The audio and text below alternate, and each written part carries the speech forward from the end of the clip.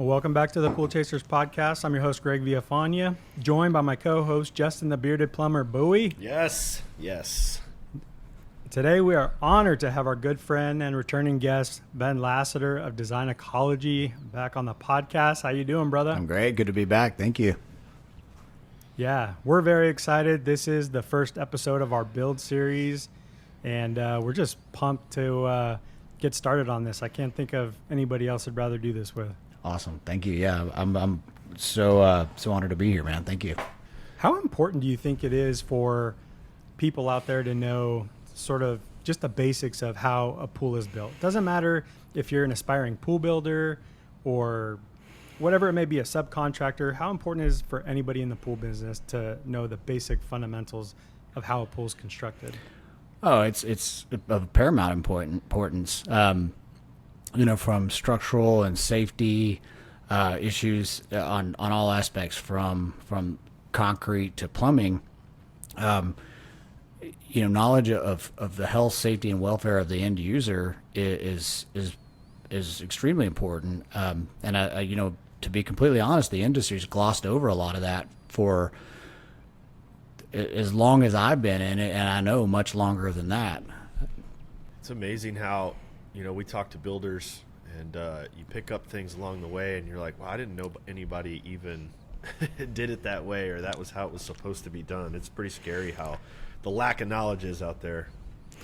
Absolutely. And, I run into this all the time where, I get called in on a construction defect, or, I have another builder who wants me to come look at something before we take the next step. And, I see that and say, well, we've always done it this way.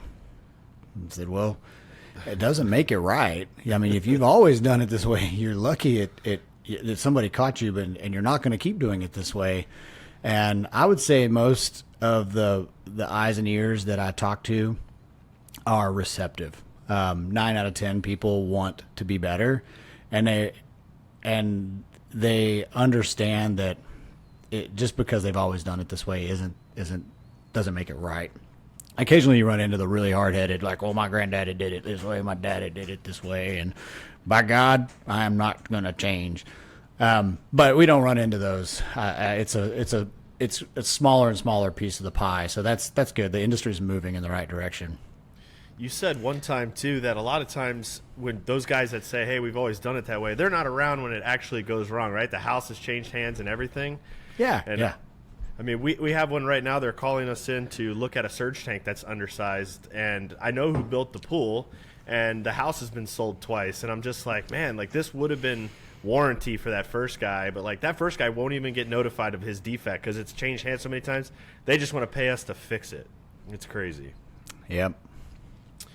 Yeah, and I've said this before, when I was doing Brothers Pool Service, we left so much money on the table, and I know that if I would have had a better understanding of all things swimming pool, we could have made a lot more money, because I would have known, I would have been more confident in speaking with the customer and kind of what their wants and needs were. So maybe they, wanted a certain feature, or maybe they wanted a remodel of their pool and they didn't know, what goes into that. If I was able to explain that a little bit better, probably could have, gotten that deal. And people are selling houses so fast these days that it seems like people are buying houses and then they're demoing the property and getting themselves into something new. Why not be there to kind of sell them on a new pool and feed that lead to, Ben Lasseter, and he'll cut you a little check or buy you some Subway or something. I don't know. Wow. That's awesome. I said buy you Subway or cut a check. Or so cut a you check. might get one of those. You get a $5.99 check or Subway lunch. I'll take the Subway. That's awesome. Yeah. So today we're going to be covering new clients, existing clients, and setting expectations. But before we do that, Ben, I'd like to know why we're starting there. Of all things, why not just jump into plumbing or shotcrete? Why are we starting with the customers? That's where the project starts. Somebody found you, found me, found, the pool builder out there, and saw something in that person that they liked and said, hey, I want to call this guy and this company because they do good work. Either my reputation preceded me, or they saw an Instagram ad, or they saw my website. that's where it all starts. That first call or that first referral and that first, text meeting. Like, I've had many a client that just shoots me over a text. Hey, Bob, meet Ben. He built my pool. He's a great contact. I know you're buying a new house. So yeah, every project starts at that introduction, that that first contact, that first bridge of trust that you can build with the potential client. So logically, that's just the way to start. We don't start counting the alphabet at M. We start at A, and that's the first thing. So when it comes to building a swimming pool, like, what are the things you notice about working with existing customers versus maybe a new customer that you've never worked with before? One thing that's forefront, the first thing that comes to mind is our existing clients they're using us again because there is that trust. We've done a project with them before. They know us, and they know how we work. They know our plans and procedures, and that initial building of that relationship is we can skip that step. We've already got it. So on an existing client, which is a huge chunk of our business, it's kind of like skip the whole first date. We go right into the nuts and bolts, and we actually have a lack of communication between them because most of our clients are high end. They turn it over to us and they say, hey, Design Ecology, you're going to be working with my architect and my interior decorator. I'll introduce you guys. They'll send you the plans and we'll get going. And then the client disappears because it's kind of like they know they're in good hands. They're trusting us with their product. And they know we're going to do a good job. We reach out when we want to talk to them about, hey, do you want a lap lane here, or do you want this to be shortened a little bit so we can maximize your view? Or, maybe we're calling the decorator and saying, do y'all want to put ledge loungers here, like the chaise, or do you want the chair? Because we may need to grow this beach, but you may want that space for patio furniture instead. So there's a lot of things like we're working on behind the scenes. And like I said, the client will step out because they trust us and their team with the project. Yeah. So who falls under that existing client category? For us, a lot of our clients. We made a conscious decision back when Scott and I first started the business to target home builders and architects. Those relationships, an architect can give you 4 or 5 projects a year, and they may not all turn into construction projects. Some of them may be, hey, can we build a pool in this setback? Just nickel and dime here and there, but it's good work, and there's there's trust being built between that design team. Home builders the same way. Home builders like competent trades. They like people who communicate. They like budgets that stay on track. And you go make the effort for those people that are going to give you repeat business. And I can think of a handful of home builders that I've built 6 or 7 projects for that are all in the $300,000 to $500,000 range. And how many individual homeowners have done that? Not very many. We probably have 4 or 5 individual homeowners that have given us projects of that scale on a repeated basis. You guys have any red flags, like when you're meeting with customers that are like right away you're like, no way, no thanks? I do.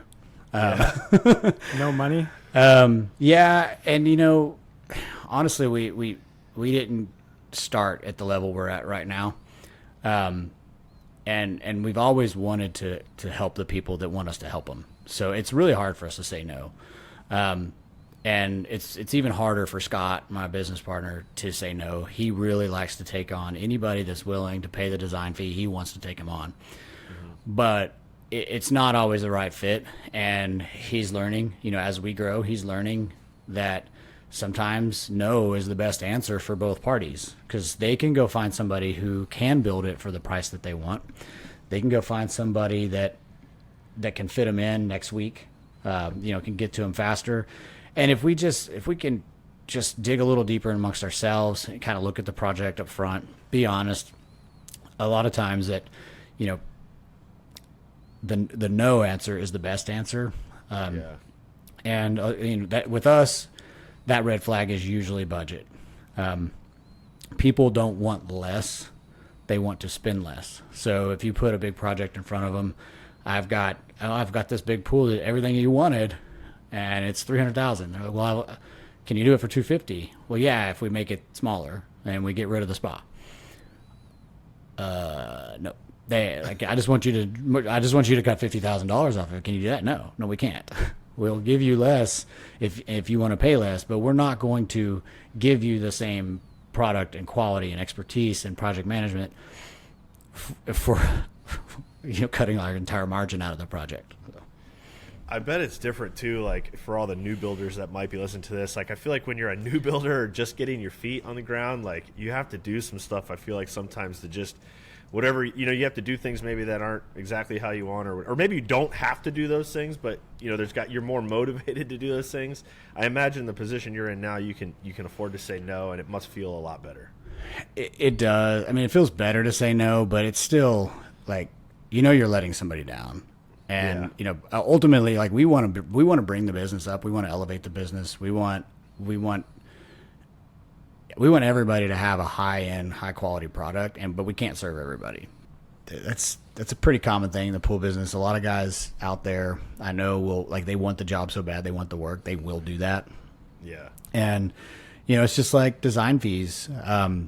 Design fees are gaining in popularity. A lot of people are qualifying their buyer by saying, hey, I'm not going to give you my artwork and my design. I'm going to charge you for it.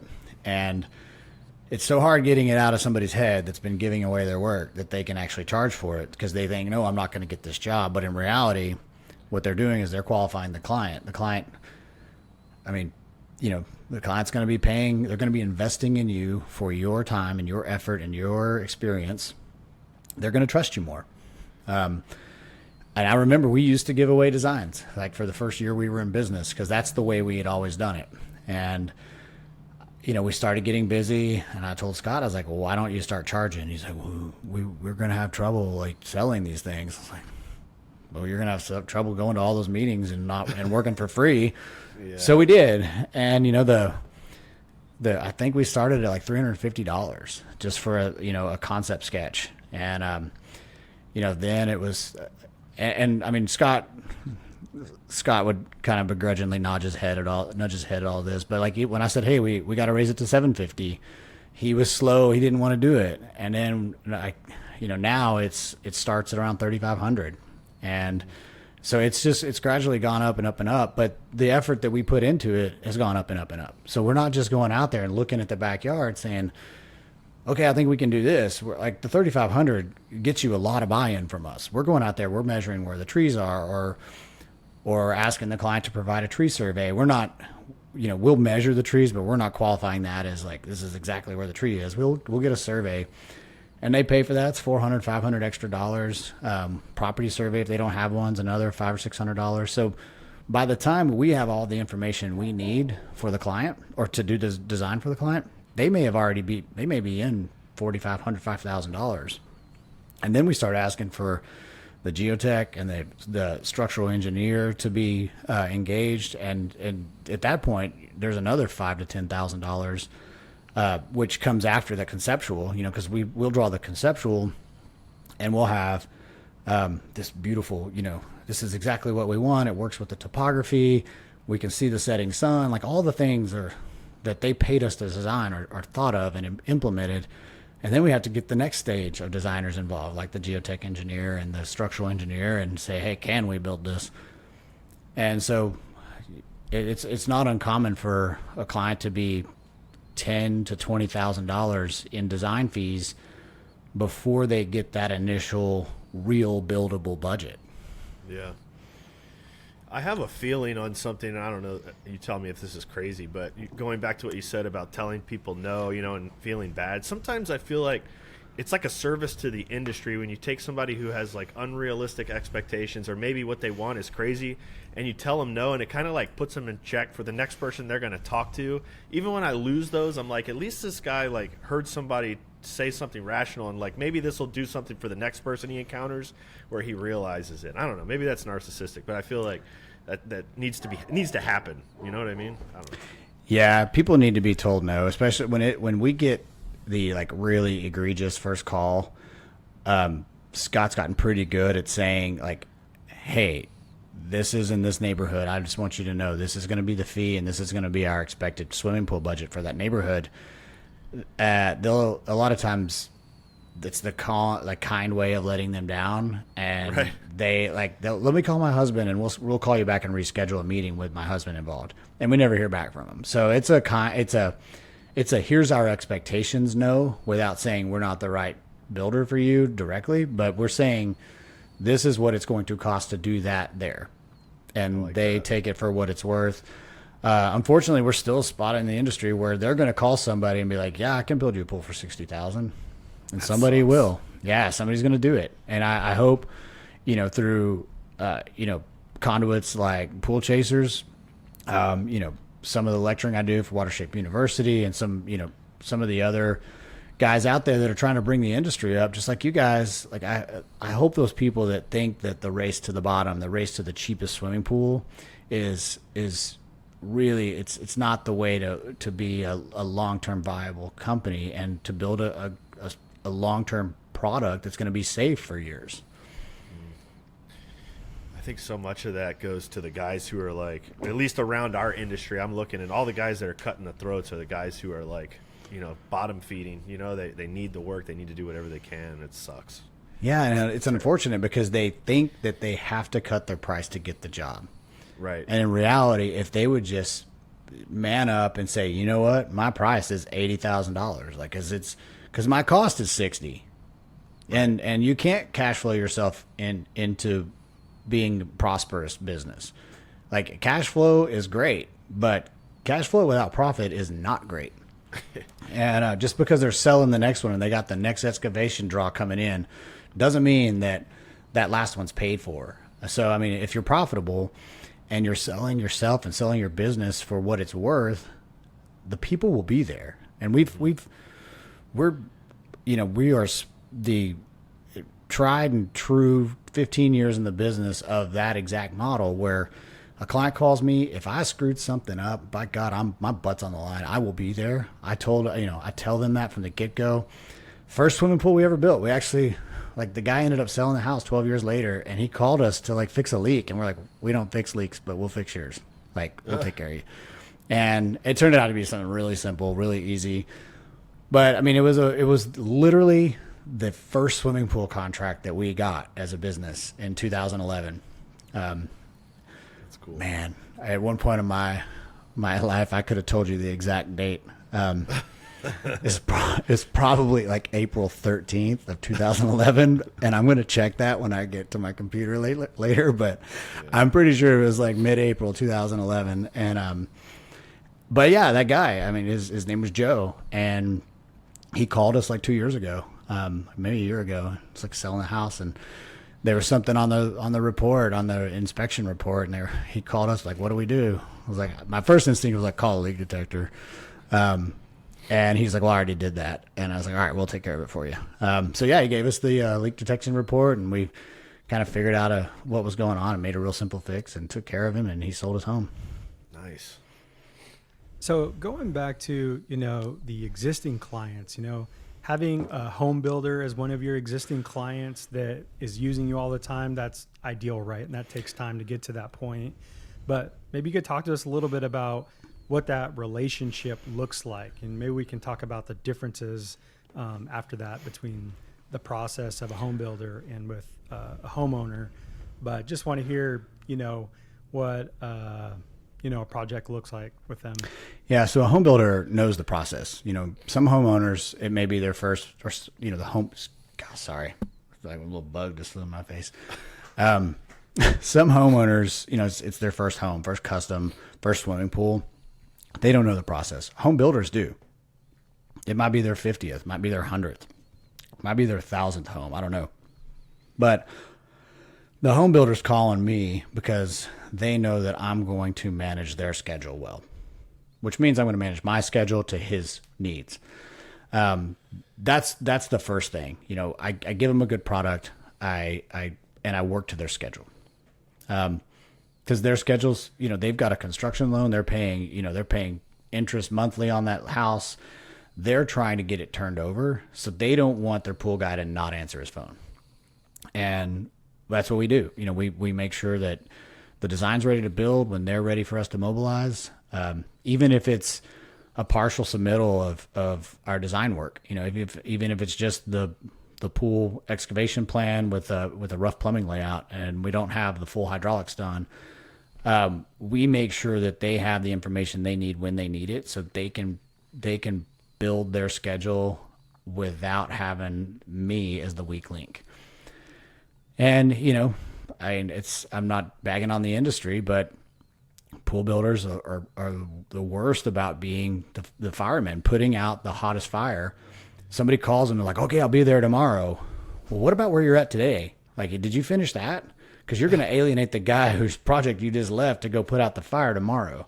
So we really aim to make sure that, these guys who have these really strict schedules to maintain, we make sure that they're our red carpet clients, and we're taking care of their schedule. And then if anybody's waiting, it's the builder's waiting on the next guy after us because we finished early.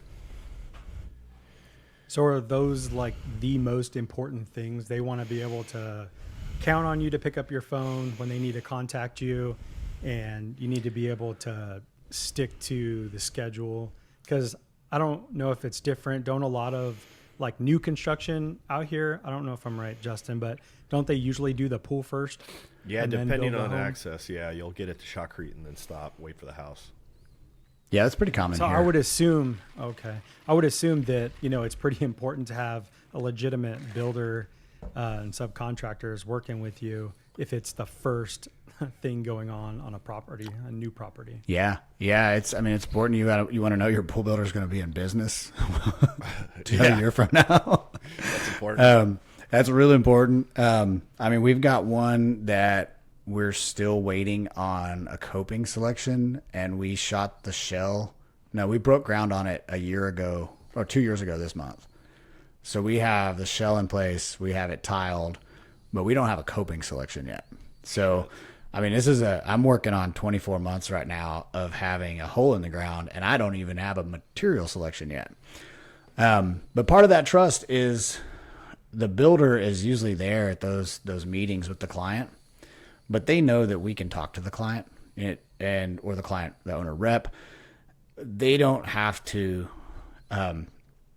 feel like they're throwing Billy Bob in front of, their Cinderella client.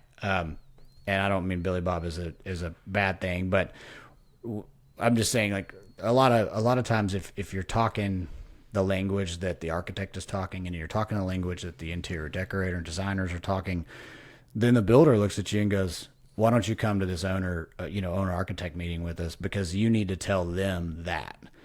And I don't need to be your conduit because you know way more than me, and I'll screw it up. So we start getting invited to the high level architectural and design meetings, and because there's a level of trust there, and then nothing gets lost in translation between us and the builder. The owner can hear it direct, and the decorator can bring this stupid non-swimming pool tile to a meeting, and I can immediately go, no, we're not using that. And we don't have to have 3 weeks where the emails going back and forth because somebody really, really, really, really wants to use this tile, and we really will not warranty it or install it. So we can just nip it in the bud because they can put us in front of the client. And that doesn't just go for the design process and the build process. That goes for the turnover too. The builders trust us. So when they turn the home over to the owner, they can also turn my phone number over to the owner, and the builder doesn't get the call. That's one of the things they really love. They're not fielding those phone calls. They're just saying, you've got the relationship with Ben. You've known him for 2 years. Call him.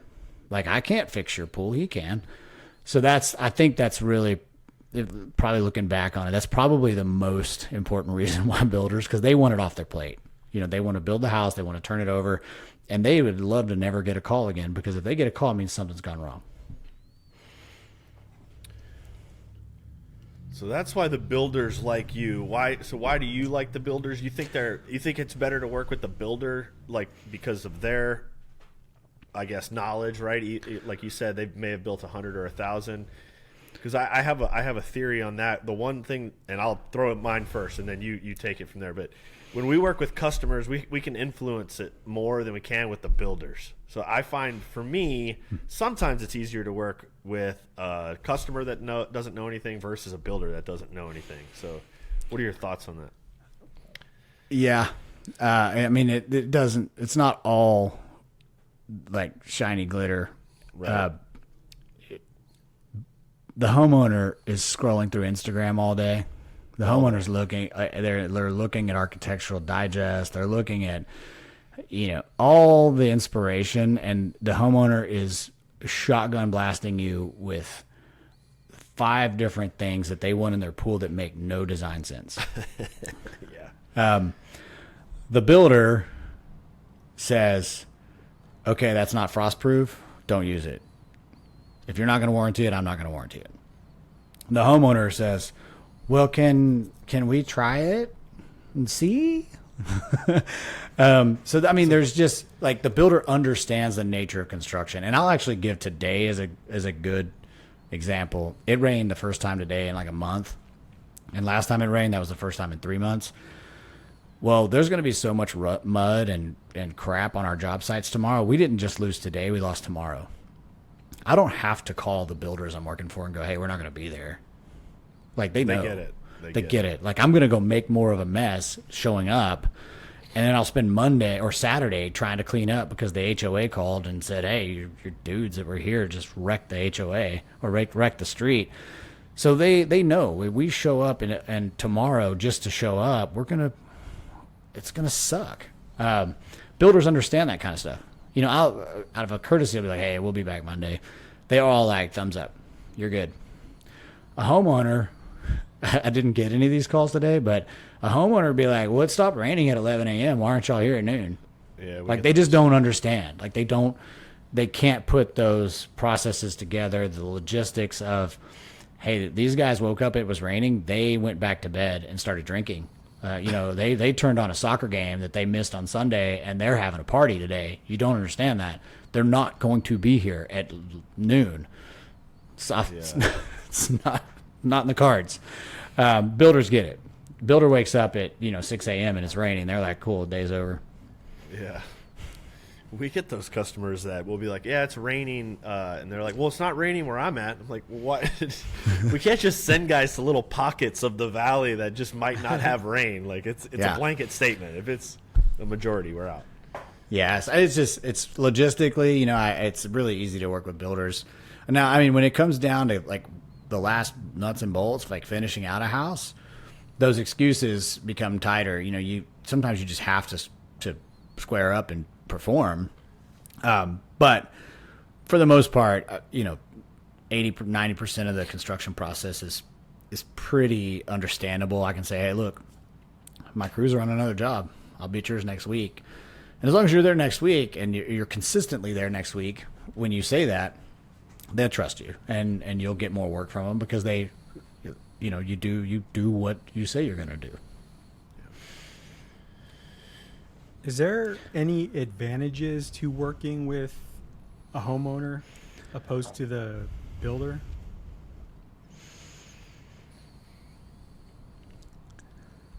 I'm sure there I are. would think like creativity, you know what I mean? Somewhere. If you were trying to be creative, because I'm sure you have to start with, more homeowners instead of going to the home builders first. But I would think that you'd have more creative control with a homeowner instead of a builder that's got a whole team of people that have different ideas. Most of the homes that we're working on, they're customs. There's a few specs that we work on, but the custom homes, we're still ultimately working for the owner, but the owner's not calling me about schedule. The owner's not calling me about processes and payments. I'm still interfacing with the owner, so I still get to deal with all those same issues. Like I said, that was one of those things I said earlier. The builder will trust us with the owner. So along the way, when it comes to a tile selection, we're usually at those meetings, or they're at our office, or we're still interacting directly with the owner, and we still do get to handle all the wishy-washy. But having the builder there as a mediator to flat out tell them he's not lying to you, Like, this is real. This is a serious warranty issue. Don't install that tile. You know, don't install that super slick porcelain coping on your pool deck or porcelain tile on your pool deck. Like, when we say that stuff, there's a, you know, it may not be direct pushback to us, but then the builder can come in when we're out of the room and go, no, he's right. Like, this is two people now telling you this. And, you know, we get a little bit of a nudge from somebody on our side. The creativity, I pulled a little bit each way because we've worked on some pretty phenomenal spec homes with one builder in particular where, you know, there's one pool that's, I like to call it famous. I don't know. It's famous to me. But we built it. It's got a phenomenal, y'all were there. Y'all were there. Bud's place. Yeah. That was a spec home. I mean, like everything in that house was picked by the architect and the builder's wife, and a small team of you know, design subs who, you know, like me, design build, furniture team. Like there was maybe a handful, but 10 people that had decisions and all the things that went into that house. And we threw some wild stuff around. Like, I wanted to tile that pool red at one point. Actually, what I wanted to do was all black pool with a red spa. So instead of all white everything, and I was pulling hard for that. The architect, the late Dick Clark, Dick came out there and we had 3 samples. We had a white, a black, and a red. And I had laid it up on the concrete and I was like, this is my vision. And Dick was like, I love it, but we're not going to do it. Balloon just like falls out of the sky. I'm so deflated. And because I knew that the builder and Dick had such a great relationship that when Dick was the ultimate, like, that was his home. I mean, he designed it, he sketched it, it was his, you know, his masterpiece. And later he told me, he was like, you know what, if that spa would have been in the middle of the pool instead of at the far end over by the master, when you looked over and you saw all black with this red, you know, centerpiece, he's like, I would have gone for the red on black. He said, but when I walk in here and I'm looking at downtown, why would I want a red spa off to my left to pull my view away from what this house is designed around? So he had this very poignant, like, very design-driven reason why he didn't want red over to the left. And it's because he didn't want to draw your eye away from what the house was built around. And the house was built around the view. So I respected it. My balloon re-inflated. I was like, okay, cool. I was told by an AIA fellow that my idea sucked, and I respect that. So, so white it was, you know, to kind of continue with the theme. The house is white. The floors were black, and the pool deck was black, and then the pool then is white to kind of mirror the house. And that was a, you know, principle of design, the repetition, the mirroring. It's a whole bunch of different things that I look back and see, like, he was being true to his principles. And there's a real reason, not because that red tile looked like a Ferrari. It's because the good design follows these inherent traits and these inherent characteristics. And he stuck to his characteristics and made a great decision. And like I said, that pool's famous now. That's cool. Thanks to you guys. Yeah. That's awesome. So I have to imagine, you know, I said this earlier, but you do start, say, you are a new pool builder and you are trying to get, you know, more work. Usually you start with the homeowner, right? I think that's where the industry goes. But if I had a protege or somebody who I knew that was going off and starting their own business, that's the first thing I'd do is say, hey, go find it doesn't have to be the high-end builder. Go find somebody who builds that $500,000 to $700,000 production home. You know, the Toll Brothers of the world, and there's tons of different volume builders out there, but a lot of them will do quality products. They're not necessarily looking for the cheapest thing out there. They're looking for good quality swimming pools. I'd say go find one of those guys, shake hands, buy beers, build relationships, and find somebody that's going to give you 2 pools a year. I mean, you could probably if you were a new guy out there, you could probably make it on 2 modest swimming pools a year in your first year or 2. With no And employees. what advice do you have in sort of, you want to keep that relationship going for years to come as long as they're in business. What are some of the main things that you need to do to keep that relationship intact? Same, Especially, like right from the beginning. communication, 100%. Like I always answer my phone, or I always respond as soon as I can. If I can't answer the call, and let's just say, I mean, I've got a handful of texts here while we're on, I'm not going to call them back tonight, but I'll say, hey, I got your call. I'll talk to you tomorrow, after hours. And I will. I'll call them. I'll wait till about 8:30, 9 o'clock tomorrow. I'll call them back. It's not ignoring them. It's returning their call. It's answering their question. And 9 times out of 10, when I get an after hours call and I can't answer it, when I call them back the next morning, they'll say, oh, it's nothing. Don't worry about it. It may have been an emergency to them tonight. And I acknowledge it, like, hey, I've typed a few times over here. I reached on my keyboard and said, hey, I'm in the middle of an interview. I can't do this. Oh, you're fine. And then tomorrow morning, hey, you're good. It's just it's just building that communication, knowing that you're not ignoring somebody, and knowing that you're there. You're on the other line. You may not be able to talk to them right now, but you're on the other line. You're there to hear them. And I had just a team meeting with my construction crew this morning, and brought in the designer who was kind of helping run the project as we were punching it out. And I just said, hey guys, the owner sent this punch list and nobody's responded in 3 days. It's Thursday. He sent it Monday. All he wants to know is you heard him. And I don't want to step on your toes. One of you guys just call the guy and say, hey, we got your list. We're working on it behind the scenes and we're going to hit it hard next week.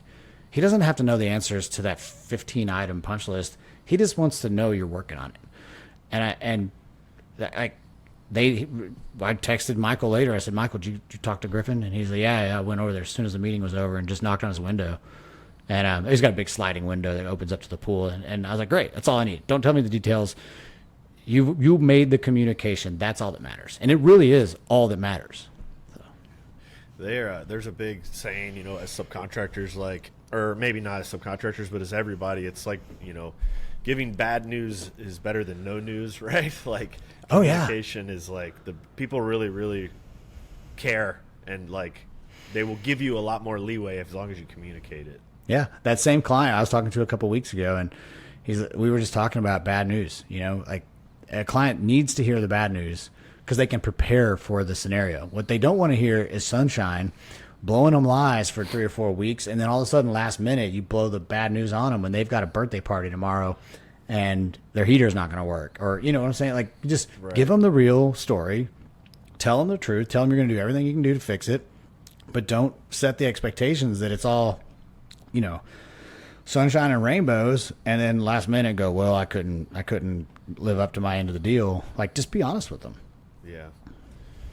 It's huge. And that's the same line of thought as the whole fireman thing that I was talking about earlier. Like, if you're honest with somebody, something's broke, we're going to fix it. It's not going to be today. Hey, we're not working at your project because it's raining and it's going to be a mud hole tomorrow, but we'll be there Monday. If you tell them that and you're there Monday in 2 weeks, you might as well have just, done the same thing. Sunshine and rainbows. You're just blowing them lies, and they're not going to trust you, and they're not going to call you on the next one. So, you don't have to be Johnny on the spot. You don't have to jump through hoops and get there right when they say. But if you do tell them and you're honest with them, like, hey, we've got an issue. I can't be there right now, but I will be there tomorrow, or I will be there Monday. As long as you're consistent and you're there, they'll build that trust and they'll call you back. Yeah, you're right. How often are you talking to home builders, Justin?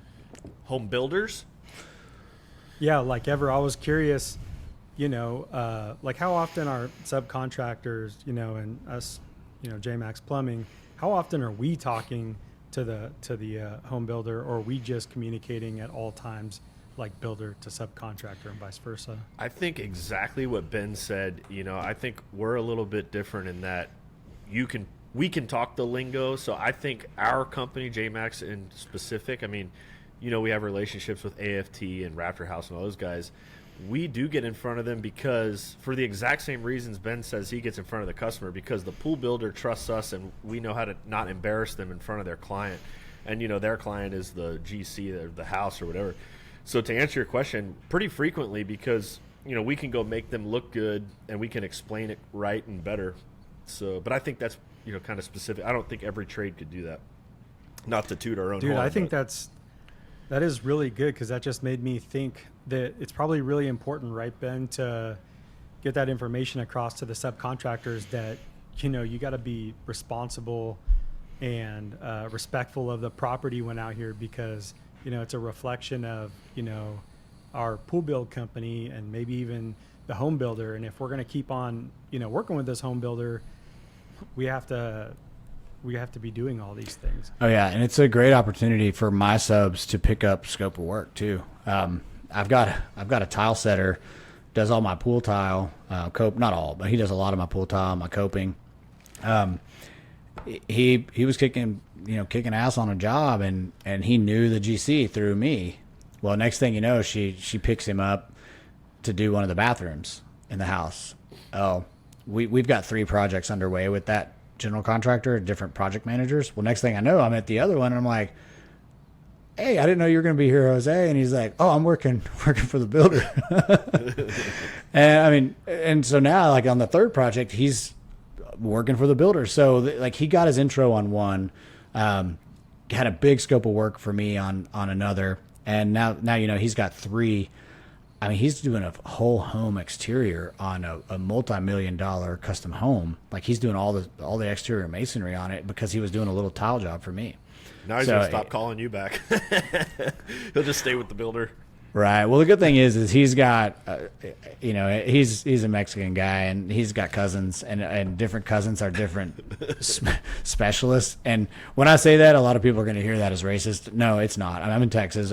Mexicans are you're Arizona. Like, that's not a racist thing. That's a loving thing. Like, I say that because we have this joke around the office. It's like, what would a Mexican do? Because they'd figure it out. Like, if we can't figure it out, like, what would a Mexican do? They're going to figure it out. Like, they'll find a stick and an old scrap piece of metal and a spare tire with a hole in it, and they'll fix your problem because they're ingenious. Like, they come from a different place. They know how to make things work. So it's a term of endearment. But no, Jose has several different crews that a lot of those crews are guys I would never use because I'm not doing the exterior of a home. I don't have any need for that. So it's great that they can pick up part of their business that may have been slow, but my side doesn't surf it because it's pool tile. He's got 2 crews that do pool tile. A lot of times they're interchangeable, and they literally, one's his brother, they're both his brothers. Yeah, they're both his brothers. And then he's got cousins that run the exterior side, and another guy that does the bathroom side. One of them did the bathroom in my house. So nice. Yeah. That's cool. See, added benefit. There you go. Yep. How much more valuable do you become when you tack on sort of the landscape architecture side? Because we just interviewed Brittany, which was amazing. She's smart as a whip. But I would imagine that once you tack that on to your pool build business, you're just getting more work. Yeah, and which one came first? I mean, do they call us because it's a landscape, or do they call us because it's a pool? We are a landscape architecture firm. There's no pool in the title there. I mean, we are a landscape architecture firm first. Our first business is everything from the foundation to the property line, and we just happen to do a whole lot more pools than we do full projects. But by nature, we are a landscape architect firm first. So for us to be able to say, with very competent landscape architects, Scott, Brittany, Jason, we are going to control your view, your plant palette, your egress, your path around your property, versus, hey, I like this pool builder. He's got this concept, and I like this landscaper, and I'm going to force him to work around this square in the backyard. You're hamstringing both sides. And a lot of times what I've seen is there's communication between the homeowner and the pool builder, and the homeowner and the landscaper. And one of them comes first. One of them may be finalized. The landscape guy gets his job done. has a rectangle over here that says pool by others. Well then, or the architect sometimes, pool by others. Well then the homeowner sees something on Instagram they like and they call some random pool builder and they go, build me this. And the pool builder goes, sure. And you get this like contemporary home, or there's one that sticks out in my mind a lot in Austin. That's it's a historical renovation, and it's got a tri-lobe kidney with a stack of rock waterfall behind it. It's like Custom. yeah, I mean, it's just, it doesn't make sense. It's this like river, lake, waterfall-y thing that is in the backyard of a 140-year-old historical renovation. Like, did anybody talk? Yeah. Did the architect not see the pool design and just go, no, you can't do that? I mean, in 1890, when that house was built, what did the swimming pools look like? They were rectangles. They were 20 by 40 rectangles with a gigantic diving board on one end that we wish we could have now. And they were 12 feet deep. Yeah. I was about to say, like, 12 feet deep. They had 1.25 inch copper plumbing. But we wouldn't do that part today as a part of the historical renovation. But no, you get these discontinuous designers, and you get this vertical where you got these people talking and these people talking, but none of that communication goes this way. And it leaves you with, a substandard product. I mean, the owner, and a lot of times the owner doesn't know the difference. But when they see something that is right, they're like, oh, I love that. I wish I would have had that. Well, it's because you set yourself up for failure by not having a central design team like what we can do, or not putting your design team together going and letting one of them speak up and going, that's going to suck. Like, the owner really wants this landscape to look like this. You can't put that blob in the middle of my landscape. And the landscaper stands up for it. The pool builder may go, oh, we can do a rectangle.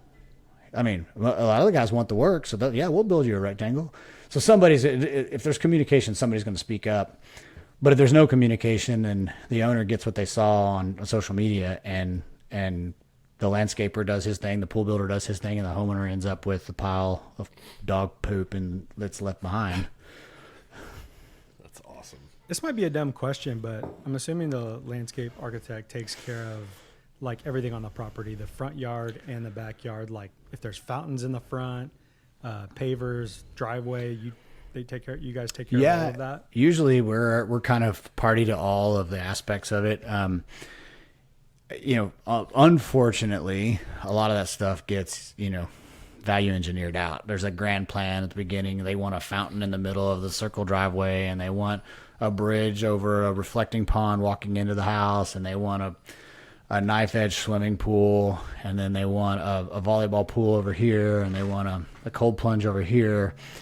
And an indoor sauna with a hot tub. Like by the time it's all said and done, they get a swimming pool with an attached spa, and a future plan for doing that fountain out in the rotunda that we put conduit under the driveway for. But there's always grand plans, and the fact that we can coordinate the effort between where's that equipment going to go, like where in the future, where does that, those 3 6-inch sleeves that have to go into the driveway, where do they go so that if the client does build this in the future, they're set up for it? And, is the plumbing located for the pool so that we can just add a pump to the pool equipment and make that fountain in the front yard work? Or are we going to have some underground vault that's going to cost $70,000 to put in order to make this fountain right? We can master plan it. We can say, if you really want to do this and you can't afford it now, we're going to build the rest of it this way so that you can do that in the future at a reasonable cost. And you're not going to have to tear up half of what you built just to get back to there. That's awesome. What do you think's more common, building a badass pool for a home builder or a homeowner, and whoever lives in that home has friends over and they just see it and they're like, dude, who did this? Because usually they run in the same circles, right? And they maybe make around the same kind of money, and they use you. I mean, it doesn't really matter. You want to build cool stuff anyway, but I have to imagine that one of those does more than the other. I'd say we probably get more homeowner referrals than we do home builder. Yeah. But really the genesis of a lot of them are the architect. So we get an architect that really likes us, they're going to call us for every project that comes in the door. Because the second they start designing the home, they're thinking about how good of a relationship they have with us on the pool. And we may be answering questions for them about, can this be built? Like, can we put the pool equipment here? Because it's affecting the layout of their foundation. It's affecting how far out of ground the pool is or where the pool equipment can go. They start asking us those questions from the beginning of their design development so that they're setting themselves up for success. Even though they may not even be designing the swimming pool, they may just kind of be doing the whole pool by others. They're making sure they've allowed for somebody to come in and succeed. And when we've provided them all the answers, for the 3 or 4 or 5 months of the design development, when we've been giving them the answers, they'll say, hey, we've got this good pool builder. We may not know the builder, the home builder, but we've got this guy who's answered all our questions. Why don't you talk to him and get a bid for the pool? And we generally will bid those, and then generally we're the highest one, and the home builder will say, well, y'all are high, and like, well, you get what you pay for. And sometimes it's taken 3 or 4 of those conversations with builders, but eventually they'll call us and be like, you know what? I'm tired of the other guy and his story. You want to bid this one for me again and sharpen your pencil and make sure. And of course, we're not lowering our margins or anything. We're just coming back and saying, really, hey, Greg, where do you need to be?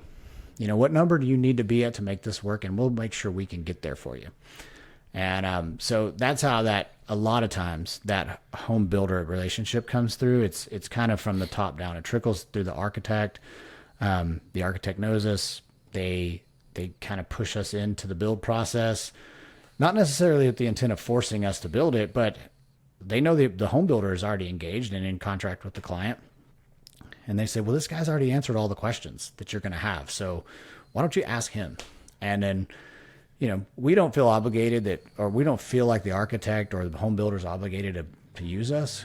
Because a lot of times those hours we're putting in, they're billable. We're a design firm. We're billing for the hours of those questions that the architects have for us. So we got paid for our answers. We don't have to go build that swimming pool to make a profit. We got paid. Our answers are anywhere from $125 to $200 an hour.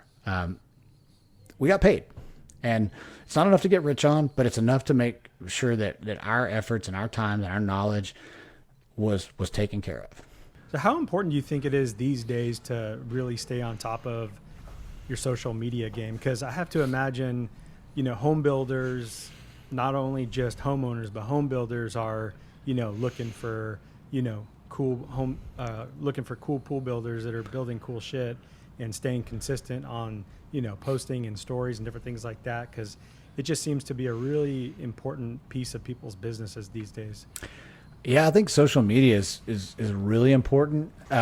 We try to kind of give a mixed market of, hey, here's our pretty stuff, but also here's like me with the Shot Creek crew, like in the pool, making sure they're doing the right thing. So we really try to promote the message of, not only are we portrait pretty, but we're the nuts and bolts too. And I think that hits different people on a different conscious level. You're going to catch the passerby that's like, hits the share button and sends it to their husband and say, I want this. But I'm in this interview with you guys because y'all know me through the business. So I like whenever I have another pool builder ask me a question, I've caught his eye, and that's just as much marketing as marketing to the homeowner.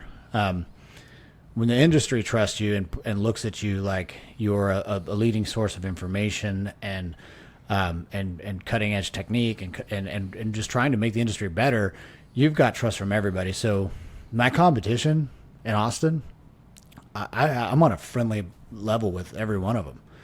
In fact, like if I don't get a pool,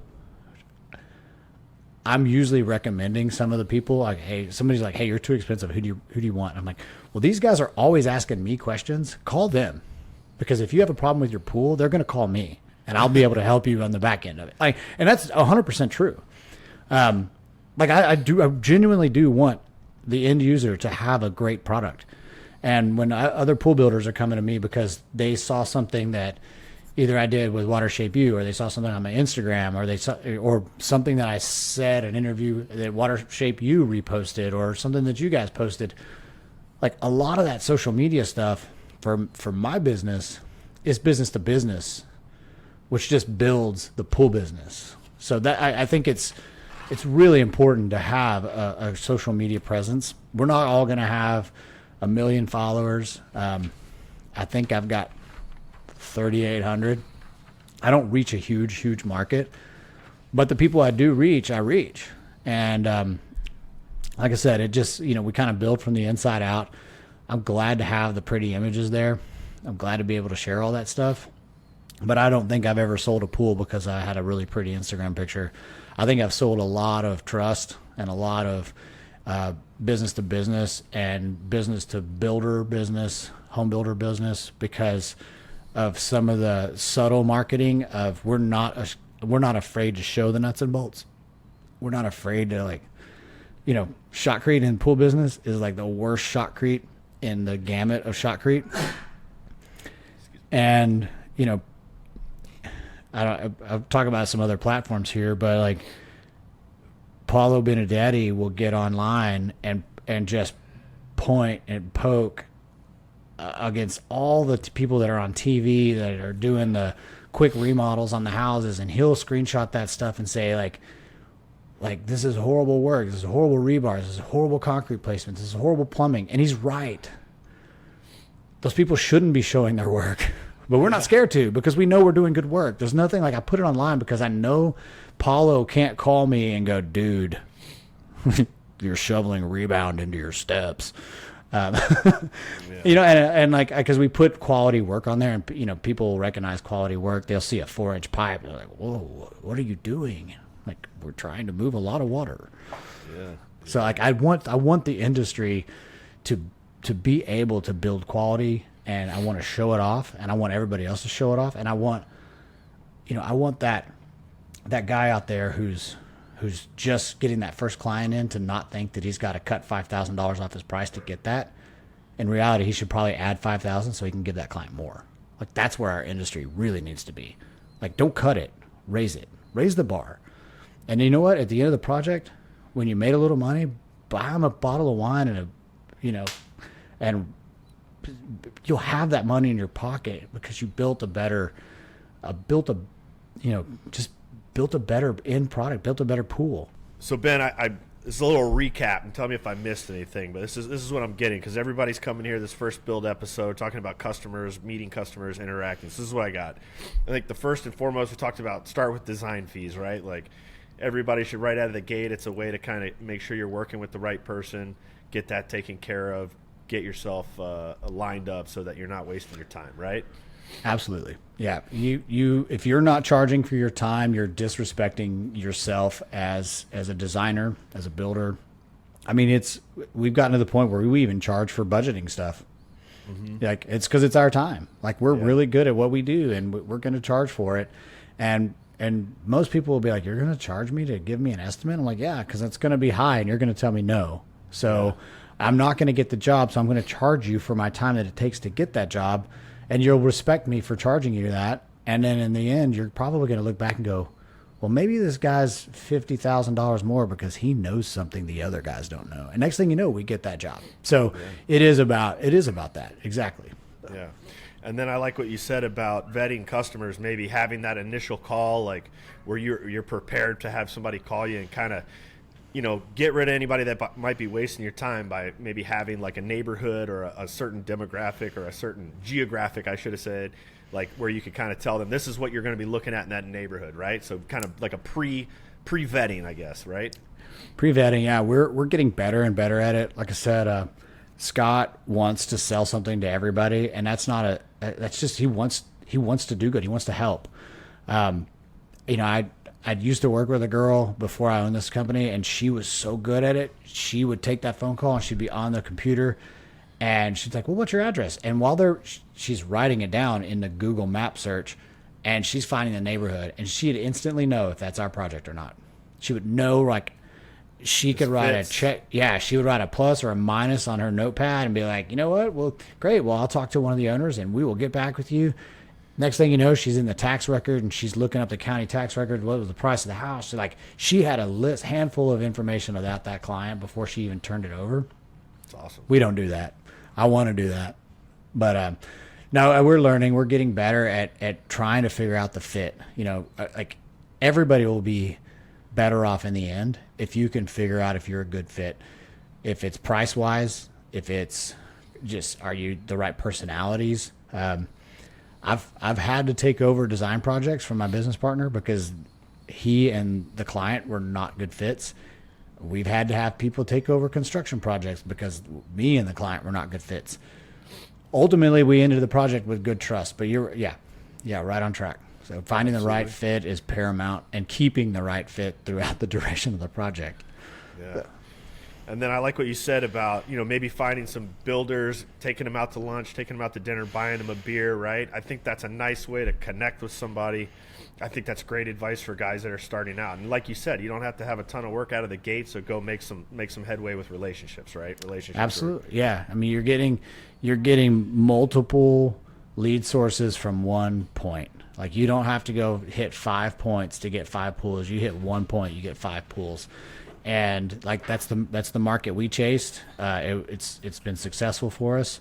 I know there's not that opportunity for every single pool builder out there, but it's definitely a viable. You build that trust, you build that relationship, you're going to get repeat business. Yep.